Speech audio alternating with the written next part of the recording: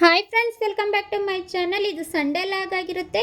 Sunday ಆಗಿರೋದ್ರಿಂದ ನನಗೆ ಕೆಲಸಕ್ಕೇನು ರಜೆ ಇರಲಿಲ್ಲ, ಓಟಿ ಕೂಡ ಇತ್ತು. ನಾನು ಇಲ್ಲಿ ಓಟಿ ಕೂಡ ಮುಗಿಸ್ಕೊಂಡು ಹಾಫ್ ಡೇ ಬಂದಿರುವಂಥದ್ದು ಫ್ರೆಂಡ್ಸ್. ಹಾಗೆಯೇ ಅಕ್ಕ ಮನೇಲಿ ಕೋಳಿನ ಕಾವು ಕೂಡ ಇಟ್ಟಿದ್ರು.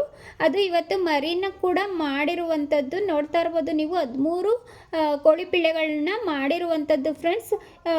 ಯಾವ್ಯಾವ ಕಲರ್ ಇದ್ದಾವೆ ಅಂದರೆ black and white, brown colour, ಈ ರೀತಿಯಾಗಿ ಮರಿನ ಮಾಡಿರುವಂಥದ್ದು. ನೋಡ್ತಾ ಇರ್ಬೋದು ಎಷ್ಟು ಕ್ಯೂಟಾಗಿ, ಎಷ್ಟು ಚೆನ್ನಾಗಿ ಕಾಣಿಸ್ತಾ ಇದ್ದಾವೆ ಅಂತ.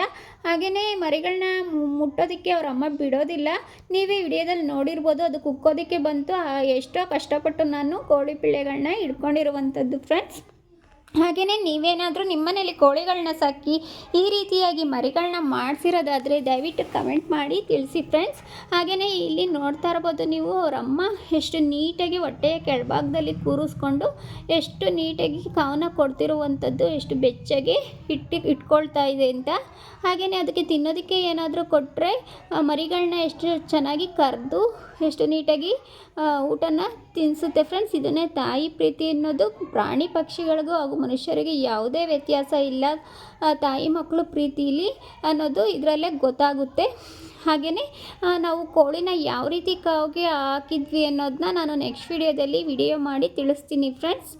ಈ ವಿಡಿಯೋ ಏನಾದರೂ ನಿಮಗೆ ಇಷ್ಟ ಆಗಿದ್ರೆ ದಯವಿಟ್ಟು ಲೈಕ್ ಮಾಡಿ, ಶೇರ್ ಮಾಡಿ, ಸಬ್ಸ್ಕ್ರೈಬ್ ಮಾಡಿ, ಬೆಲ್ಲೈಕನ್ ಮೇಲೆ ಕ್ಲಿಕ್ ಮಾಡೋದನ್ನು ಮರಿಬೇಡಿ. ಪ್ರತಿಯೊಂದು ಲಾಗ್ ಇದಾಗಿರುತ್ತೆ. ಮತ್ತೊಂದು ಹೊಸ ವಿಡಿಯೋದೊಂದಿಗೆ ಸಿಗ್ತೀನಿ. Thank you.